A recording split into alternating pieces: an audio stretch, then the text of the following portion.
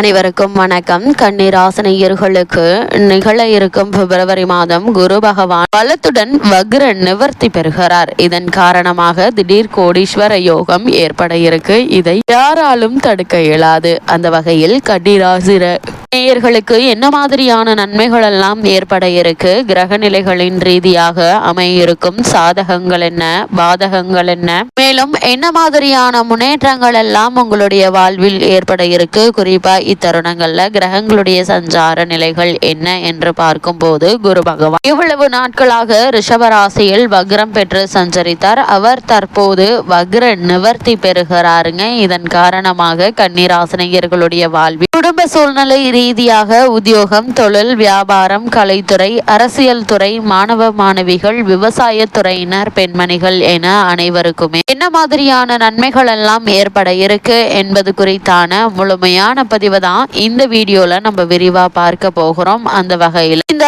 குரு பெயர்ச்சிக்கு முன்னதாக குரு சந்நியாதினானத்தில் கூட்டு பிரார்த்தனைகளை மேற்கொள்ள வேண்டுங்க. ஏனெனில் இந்த குருவானவர் தன்னுடைய பகை கிரகமான சுக்கிரனுடைய வீட்டில் வக்ர நிவர்த்தி பெறுகிறாருங்க. அது மட்டும் இல்லாம இதற்காக நாம் பயப்பட தேவையில்லை. குரு பார்க்க கோடி நன்மை என்றும், குரு சேர்ந்தால் கோடி தோஷம் நிவர்த்தி என்றும் ஜோதிட சாஸ்திரம் சொல்கிறது. எதிரியாக இருந்தாலும் எதிரில் வந்து குரு பார்த்தால் பகை உணர்வு மாறி பாச உணர்வு கூடும். எனவே இந்த குரு பெயர்ச்சி எல்லோர் வாழ்விலும் எதிர்பாராத மாற்றங்களையும் ஏற்றங்களையும் வழங்க போகிறதுங்க. குரு பார்வை பதியும் இடமெல்லாம் வளம் கொளிக்குங்க. அப்படிப்பட்ட குரு பகவானுடைய வக்ர நிவர்த்தியின் காரணமாக கன்னிராசினியர்களுடைய வாழ்வில் மேலும் என்ன மாதிரியான முன்னேற்றங்கள் எல்லாம் உங்களுடைய வாழ்வில் ஏற்பட இருக்கு என்று பார்க்கும்போது, இதுவரை உங்களுடைய ராசிக்கு 9ஆம் இடத்தில் வக்ரம் பெற்று வந்த குரு பகவான் தற்போது வக்ர நிவர்த்தி ஆகி உங்களுடைய வாழ்விற்கு ஒளிமயமான வாழ்விற்கு உத்தரவாதம் கொடுக்க போகிறாருங்க. நவ கிரகங்கள்ல நன்மைகளை வழங்கும் சுக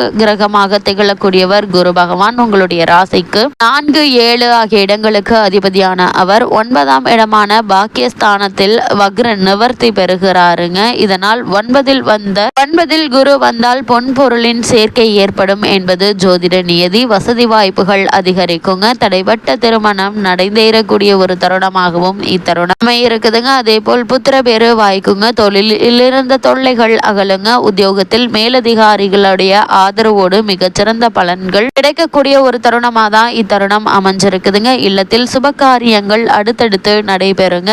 நல்லவர்களுடைய தொடர்பால தொழில் முன்னேற்றம் காண்பீங்க. ஒரு சிலருக்கு நாடு மாற்றம் நன்மை தரும் விதம் அமையுங்க. சாதனையாளர்களுடைய பட்டியலில் உங்களுடைய பெயரும் இடம்பெறும் வகையில் சமுதாயத்தில் நல்ல காரியங்கள் பலவும் செய்ய முன்வருவீங்க. பதவி வாய்ப்புகள், வாகன யோகம் வந்து சேரக்கூடிய ஒரு தருணமா இந்த குரு பகவானுடைய வக்ர நிவர்த்தி அமைஞ்சிருக்குது. அதே போல் குரு பகவானுடைய பார்வை என்ன மாதிரியான முன்னேற்றங்கள் எல்லாம் ஏற்பட இருக்கு என்று பார்க்கும்போது, இந்த குரு பெயர்ச்சியினுடைய விளைவாக குரு பகவானுடைய பார்வை உங்களுடைய ராசிக்கு 1, 3, 5 ஆகிய இடங்கள்ல பதிகிறது. ஜென்ம ராசியில் குரு பார்வை பதிவதால் நன்மைகள் அதிகம் கிடைக்குங்க. ஆரோக்கியம் சீராகும். உற்சாகத்தோடு பணிபுரிவீங்க. நண்பர்களுடைய ஆதரவு கிடைக்குங்க. பொருளாதாரம் உச்சம் தொடுங்க. தொழிலில் வெற்றி நடை போடும். தடைபட்ட காரியங்கள் இனி தானாக நடைபெறக்கூடிய ஒரு தருணமாக தான் இத்தருணம் அமைஞ்சிருக்குதுங்க. அது மட்டும் இல்லாம அடிப்படை வசதிகளை பெருக்கிக் கொள்வீங்க. பிறரை சார்ந்து இருப்பவர்கள் இனி தனித்து இயங்க முடிவெடுக்கக்கூடிய ஒரு தருணமாக தான் இத்தருணம் அமைஞ்சிருக்கு. அது மட்டும் இல்லாமல் குருவினுடைய பார்வை உங்களுடைய ராசிக்கு 3ஆம் இடத்தில் பதிவதால முட்டுக்கட்டைகள் அகலுங்க. எடுத்த காரியங்கள் வெற்றியாகும். அதே போல் வெளிநாட்டில் இருந்து மகிழ்ச்சியான தகவல்கள் வந்து சேரக்கூடிய ஒரு தருணமா இத்தருணம் அமைஞ்சிருக்குதுங்க. தொழில், உத்தியோகம், பொது நலம், அரசியல் போன்றவற்றில் நீங்கள் நினைத்தது நடைபெறும்.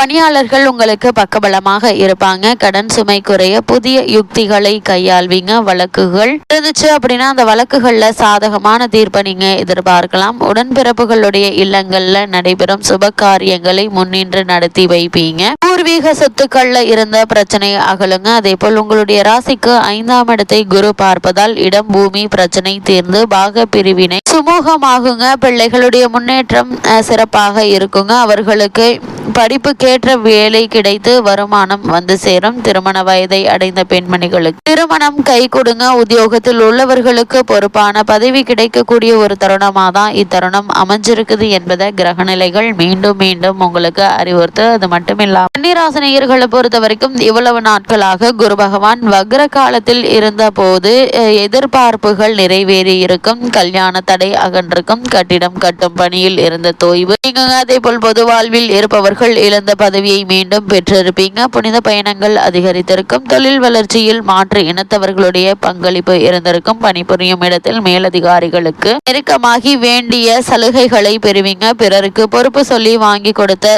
தொகை வந்து சேருங்க, தாய் வழி ஆதரவு கிடைத்திருக்கும், பிரச்சனைகளை தானாக விலகியிருக்கும், பம்பரமாக சுழன்று செயல்படும் ஒரு நேரமாக தான் இந்த நேரம் அமைஞ்சிருக்குது. அப்படிப்பட்ட குரு பகவான் தற்போது ரோகிணி நட்சத்திர சாரத்தில் வக்ர நிவர்த்தி பெறுகிறாருங்க. அதாவது ரோகிணி நட்சத்திரங்களில் சந்திரன் சாரத்தில் குரு பகவான் வக்ர நிவர்த்தி பெறுகிறாரு. இதனால் இந்த காலகட்டம் முழுவதுமே உங்களுடைய கைகள்ல பணப்புழக்கம் அதிகரிக்குங்க, பொருளாதார பற்றாக்குறை அகல ஒரு சிறந்த ஒரு தருணம் அமைஞ்சிருக்குது, வசதிகள் பெருகுங்க, பகைவர்கள் நட்பு பாராட்டக்கூடிய தருணம் என்று தாங்க சொல்ல வேண்டும், உழைப்புக்கேற்ற ஆதாயம் கிடைக்குங்க, ஊர் மாற்றம் விரும்பியபடி அமையுங்க, புதிய பங்குதாரர்களால் தொழில் லாபம் பெறுவீங்க, வாடிக்கை கட்டிடத்தில் நடைபெற்ற தொழிலை சொந்த கட்டிடத்திற்கு மாற்றும் முயற்சிகள் கைகூடக்கூடிய ஒரு தருணமா இத்தருணம் அமைஞ்சிருக்கு. மிருகசிரீஷம் நட்சத்திர சாரத்தில் செவ்வாய் சாரத்தில் குரு பகவான் சஞ்சரிக்கும் போது மிகுந்த கவனத்தோடு இருப்பது நல்லது என்பதை கிரக நிலைகள் அறிவுறுத்துதுங்க. அது மட்டும் இல்லாம இந்த தருணங்கள்ல, அதாவது குரு பகவான் ரிஷபராசியில் சஞ்சரிக்கக்கூடிய காலகட்டங்கள்ல ராகு மற்றும் கேதுவினுடைய பயிற்சியும் அமைகிறது. ரிஷபராசியில் குரு சஞ்சரிக்கும் காலத்தில் ராகு கேது பயிற்சியும் நிகழ்ந்துங்க. அன்று கும்பராசியில் ராகுவும் சிம்மராசியில் கேதுவும் பயிற்சி ஆகிறாங்க. இந்த பெயர்ச்சியால் நீண்ட நாள் நோய் குணமாகும், நிழல் போல் தொடர்ந்த கடன் சுமை குறையுங்க. 6ஆம் இடத்தில் ராகு சஞ்சரிக்கும் போது அற்புதமான பலன்கள் உங்களுக்கு கிடைக்க போகுது. உத்தியோகத்தில் எதிர்பார்த்த முன்னேற்றம் உண்டுங்க, பரிசீலனையில் இருந்த பதவி உயர்வும் ஊதிய உயர்வும் கூடுங்க. 12இல் சஞ்சரிக்க போகும் கேதுவால் பயணங்கள் அதிகரிக்கும், சுப விரயங்கள் கூடுங்க, சொத்து வாங்கும் யோகம் உண்டு, ஆன்மீக சுற்றுகளில் ஆர்வம் கூடும், வெளிநாடு சென்று சுற்றி பார்க்கும் வாய்ப்பு ஒரு சிலருக்கு கிடைக்க இருக்கு. இக்காலத்தில் ராகு கேதுகளுக்குரிய பரிகாரங்களை முறையாக செய்தால் நன்மைகள் கிடைக்குங்க. அதே போல கன்னி ராசியை சேர்ந்த பெண்மணிகளை பொறுத்த வரைக்கும் இந்த குரு பயிற்சியில் புண்ணிய காரியங்களில் ஈடுபடும் வாய்ப்பு கிடைக்க இருக்குது. திருமண வயதை அடைந்தவர்களுக்கு திருமணம் கைகூடுங்க, ஆரோக்கியம் சீராகி அனைத்து காரியங்களையும் உங்களுடைய மேற்பார்வையில் வைத்துக் கொள்வது நல்லது. தாராள மனதோடு உதவி செய்வதன் மூலம் சமுதாயத்தில் நல்ல பெயர் கிடைக்குங்க. கணவன் மனைவிக்குள் ஒற்றுமை பலப்படுங்க. புத்திர பேருக்காக காத்திருப்பவர்களுக்கு வழிபாட்டின் மூலம் அது கைகூடுங்க. உத்தியோகத்தில் உள்ளவர்களுக்கு தகுதிக்கேற்ற வாய்ப்புகள் வந்து சேர இருக்கு. குலதெய்வ வழிபாடு குடும்ப முன்னேற்றத்திற்கு வித்திடுங்க, பொருளாதாரம் திருப்தி தரும் என்பதை கிரகநிலைகள் அறிவுறுத்துதுங்க. இந்த தருணங்கள்ல கன்னிராசினியர்களுக்கு கிரகநிலைகளின் ரீதியாக கூறப்படும் பரிகாரம் என்ன என்று பார்க்கும்போது குரு தட்சிணாமூர்த்தி படம் வைத்து வழிபடுவது நல்லது. சஷ்டி திதி அன்று கந்த சஷ்டி கவசம் பாராயணம் செய்யுங்க. எண்ணற்ற நன்மைகள் உங்களுடைய வாழ்வில் ஏற்படும்.